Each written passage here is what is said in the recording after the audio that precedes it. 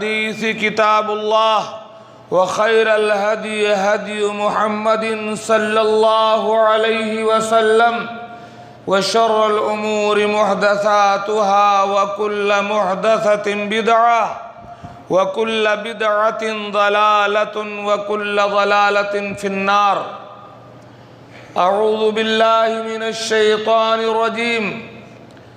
إن الذين قالوا ربنا الله ثم استقاموا تتنزل عليهم الملائكة ألا تخافوا ولا تحزنوا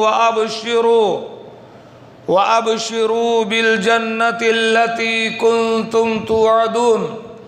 نحن أولياؤكم في الحياة الدنيا وفي الآخرة وَلَكُمْ فِيهَا مَا تَشْتَهِي أَنفُسُكُمْ وَلَكُمْ فِيهَا مَا تَدَّعُونَ نُزُلًا مِّن غَفُورٍ رَحِيمٍ. اللہ رب العالمین کی ہم سب سے پہلے حمد، بڑائی، بزرگی اور اس کی پاکی بیان کرتے ہیں، اس کی تمام نعمتوں پر، خصوصاً اس نعمت پر کہ اس نے ہمیں مسلمان بنایا، کلمہ لا الہ الا اللہ محمد رسول اللہ کا پابند بنایا. اللہ کے نبی جناب محمد رسول اللہ صلی اللہ علیہ وسلم پر اللہ کے بے شمار رحمتیں نازل ہوں. اللہم صلی وسلم علی نبینا محمد وعلی آلہ وصحبہ اجمعین.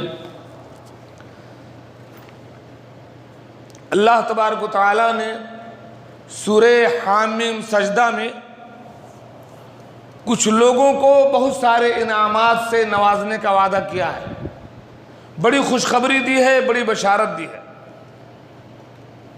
پہلی بشارت تو یہ دی کہ کچھ لوگ ایسے ہیں کہ جب ان کی موت کا وقت آتا ہے تو اللہ کے فرشتے ان کے پاس آتے ہیں. بڑی بات ہے، جب موت کا وقت آتا ہے تو سخت گھبراہٹ ہوتی ہے انسان کی، پاؤں سے رگڑ جاتے ہیں. وَالْتَفَّتِ السَّاقُ بِالسَّاقِ، جان گلے میں اٹک جاتی ہے، بڑی سختی کا وقت ہوتا ہے. ایسے وقت میں اللہ کے کچھ بندے ایسے ہیں کہ اللہ کے فرشتے اترتے ہیں ان کے پاس. پہلی بشارت. دوسری بات یہ ہے کہ وہ ایسے نہیں اترتے، وہ فرشتے آ کر کے کہتے ہیں کہ جس اگلی دنیا میں تم جا رہے ہو اس سے ڈرو نہیں، جس اگلی دنیا میں قدم رکھ رہے ہو اس کا خوف نہ کرو، اور جو دنیا، بال بچے، بیوی، ماں باپ، جو دنیا چھوڑ کے جا رہے ہو اس کا ٹینشن نہ لو، اس کا غم نہ کرو، بلکہ اس جنت سے خوش ہو جاؤ. ہم آئے ہیں تمہیں جنت کی بشارت دینے، اس جنت سے خوش ہو جاؤ جس کا اس دنیا میں تم سے وعدہ کیا جاتا تھا.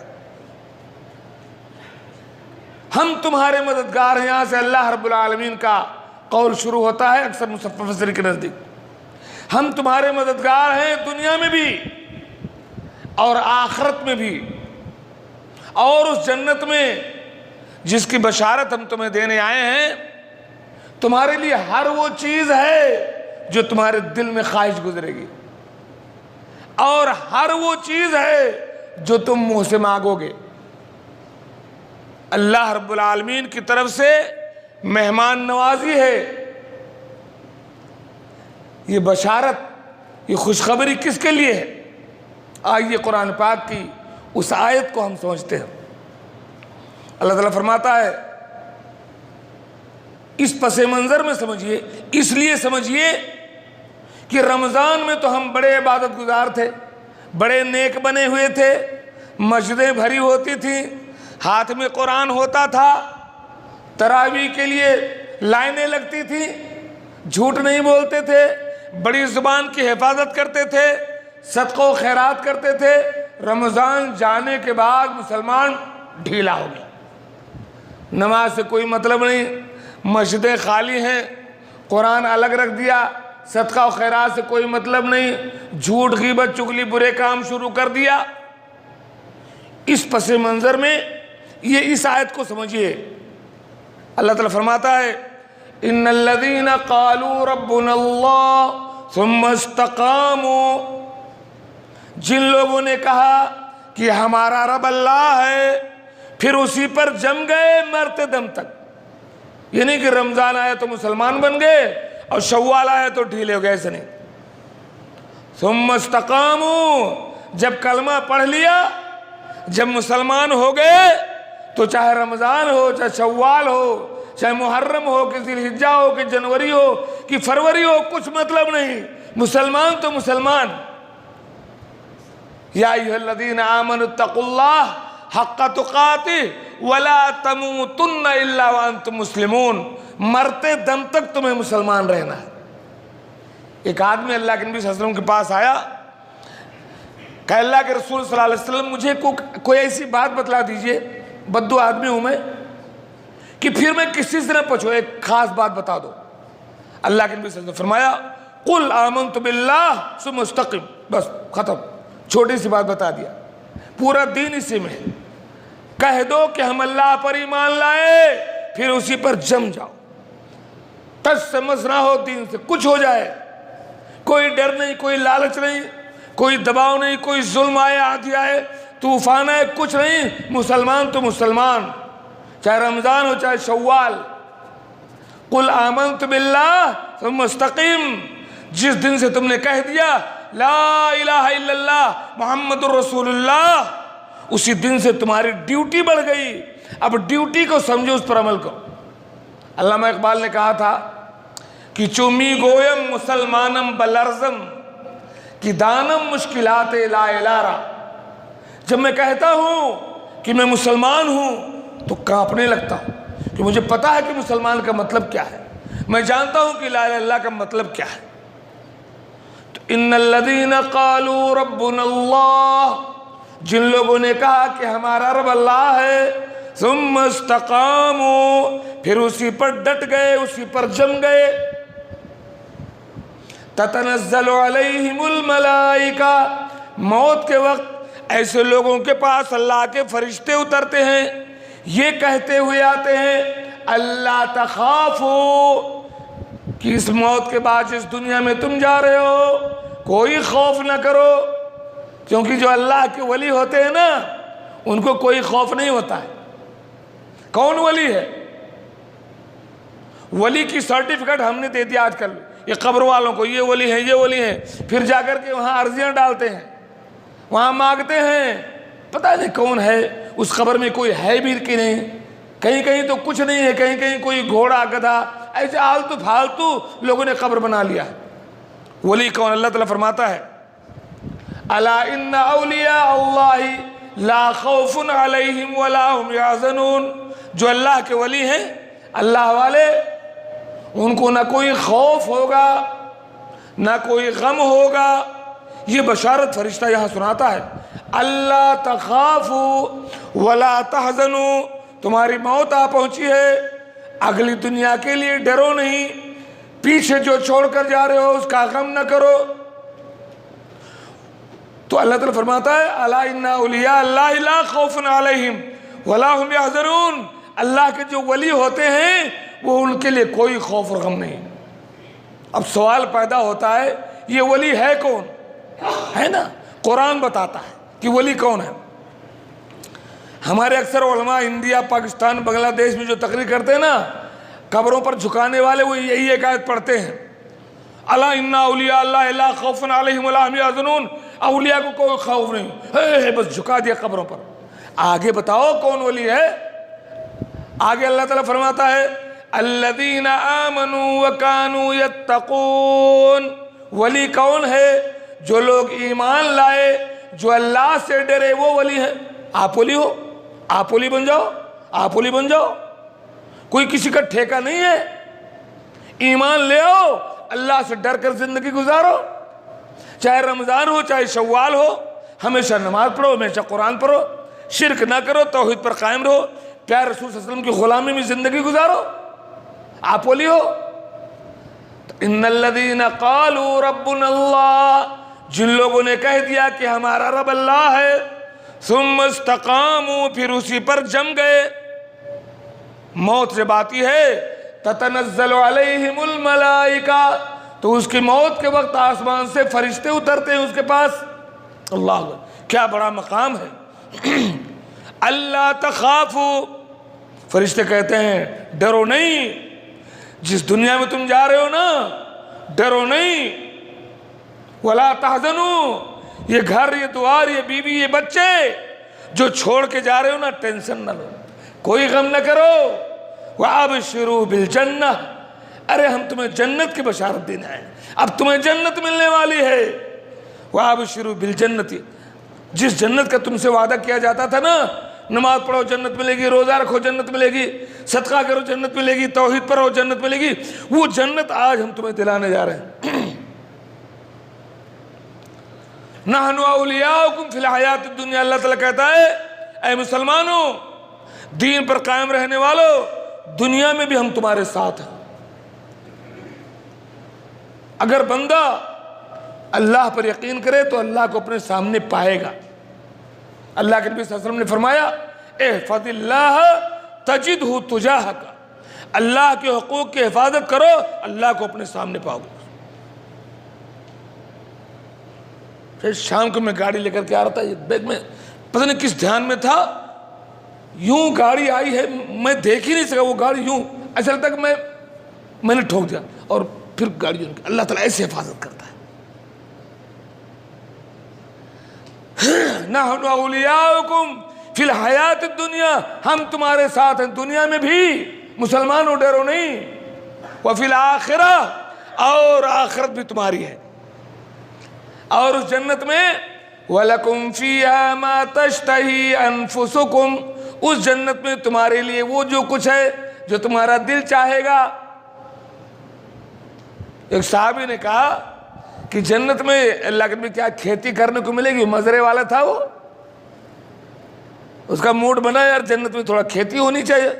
تو اللہ کے نبی صلی اللہ علیہ وسلم، ہاں کھیتی بھی ہوگی مگر اتنا ٹائم نہیں لگے گا کہ جو تو پھر وہ پھر 15 دن بعد اگے گا، پھر 20 دن بعد پھل آئے گا، ایسا نہیں، وہ فٹافٹ ہو جائے گا. وَلَكُمْ، آپ چاہو گے کہ ہم کوئی بہترین مرسیڈیز گاڑی چاہیے، ایک اچھی دنیا میں نہیں ملے، وہ آپ کو مل جائے گی. آپ یعنی جو چیز اللہ جو آپ کو تصور سوچ نہیں سکتے، اللہ تعالیٰ ہم تمام کو جنت دے. اللہم نسألک الجنہ وما قرب الیہا من قول، یا اللہ ہم تمام مسلمانوں کو، ہمارے آل اولاد کو، ہمارے ماں باپ کو اللہ جنت دینا. اللہ کے نبی صلی اللہ علیہ وسلم فرمایا، اللہ تعالیٰ فرماتا ہے اعددت لعبادی الصالحین، ہم نے اپنے نیک بندوں کے لیے جنت میں ایسی ایسی نعمتیں تیار کر رکھی ہیں، ما لا عین رات، جس کو کسی آنکھ نے دیکھا نہیں، ولا اذن سمعت، کسی کان نے سنا نہیں، ولا خطر ببال بشر، کسی دل نے سوچا نہیں. ایسی ایسی نعمتیں ہیں. وَلَكُمْ فِيهَا مَا تَشْتَهِي أَنفُسُكُمْ، دین پر قائم رہو، چاہے رمضان ہو چاہے شوال، تمہارے لیے جنت میں ہر وہ چیز ہے جو تمہارا دل چاہے گا. وَلَكُمْ فِيهَا مَا تَدَّعُونَ، اور جو تم مانگو گے وہ بھی ہم دیں گے. نُزُلًا مِّن غَفُورٍ رَحِيمٍ، اللہ کی طرف سے مہمانی ہے. حدیث میں آتا ہے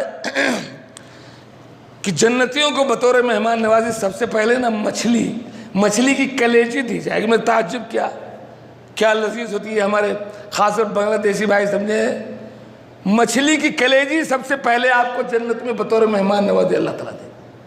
اللہ اکبر.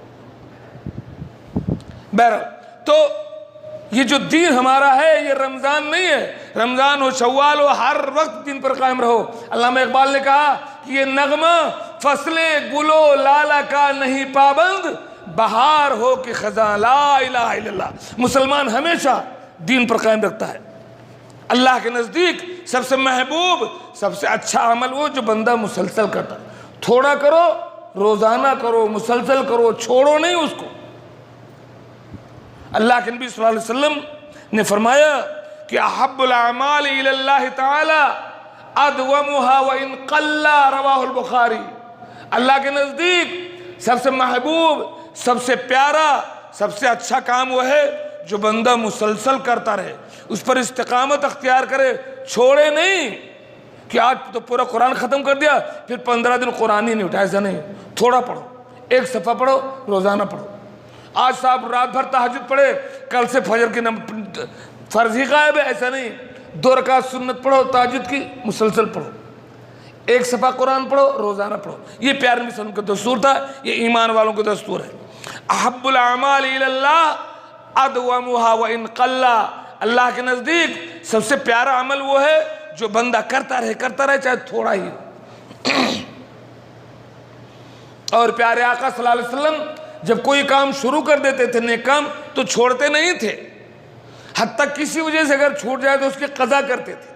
اللہ کے نبی صلی اللہ علیہ وسلم بسا اوقات اللہ کے نبی پر مسلسل تہجد پڑھتے تھے، تہجد و فجر کی نماز اور وتر سفر میں بھی نہیں چھوڑتے تھے۔ کبھی اگر نیند میں چھوٹ گئی تو دن میں اللہ کے نبی صلی اللہ علیہ وسلم اس کی قضا کرتے تھے۔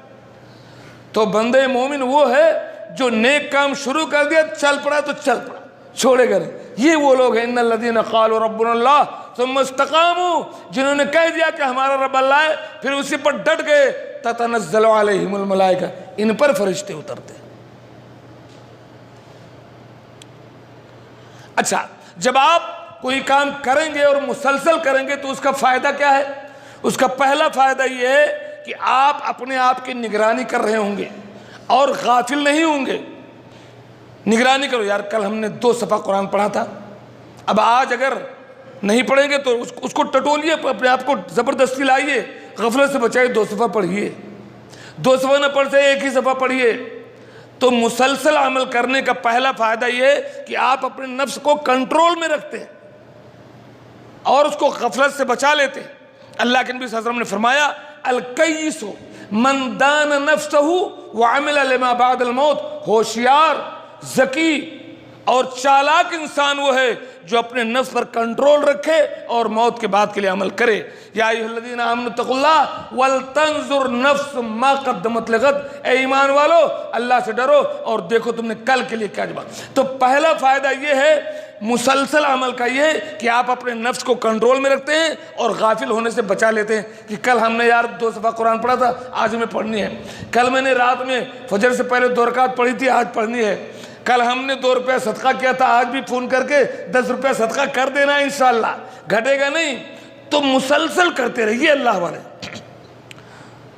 دوسرا اس کا فائدہ یہ ہے کہ ایسا کرنے سے آدمی نیک کاموں کے لیے اپنے نفس کو تیار کرتا رہتا ہے، ایسا تیار کر دیتا ہے پھر اس کو وہ کام آسان لگنے لگتا ہے۔ کچھ دنوں تو آپ کو لگا کہ یار کون جائے قرآن پڑھنے، پڑھتے رہو قرآن پڑھتے، اتنا لذت محسوس ہوگی۔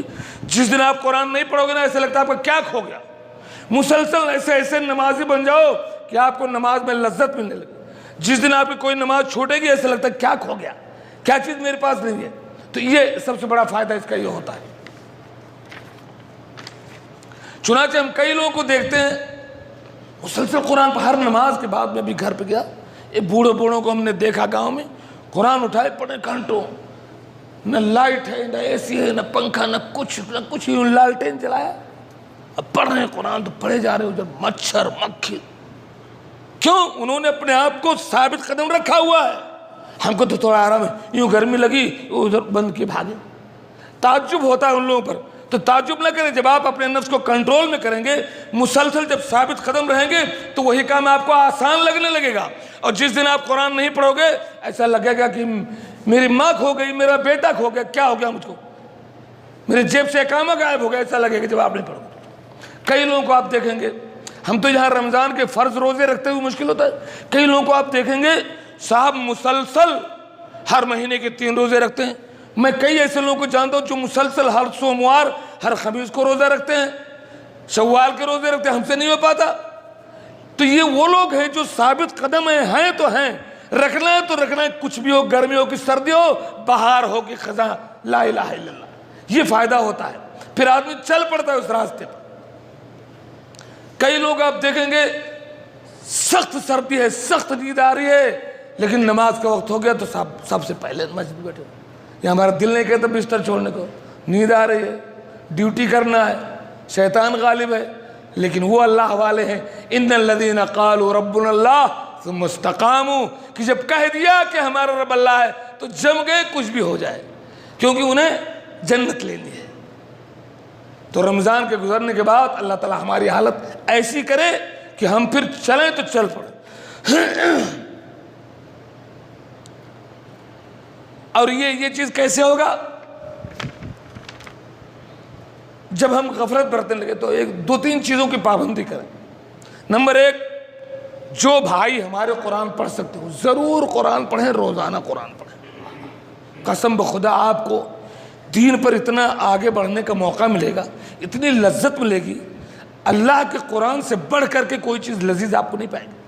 الا بذکر اللہ تطمئن القلوب، اللہ کے ذکر سے نا دلوں کو اطمینان ہوتا ہے. اور سب سے بڑا ذکر قرآن ہے. قرآن نے خود کہا انا نحن نزلنا الذکر وانا لہ لحافظون، ہم نے اس ذکر کو اتارا ہے، ہم اس کی حفاظت کریں گے. الا بذکر اللہ تطمئن القلوب، آپ قرآن روزانہ پڑھیں. ہمارے جو بھائی پڑھنا جانتے ہیں اللہ کی قسم روزانہ قرآن پڑھیں.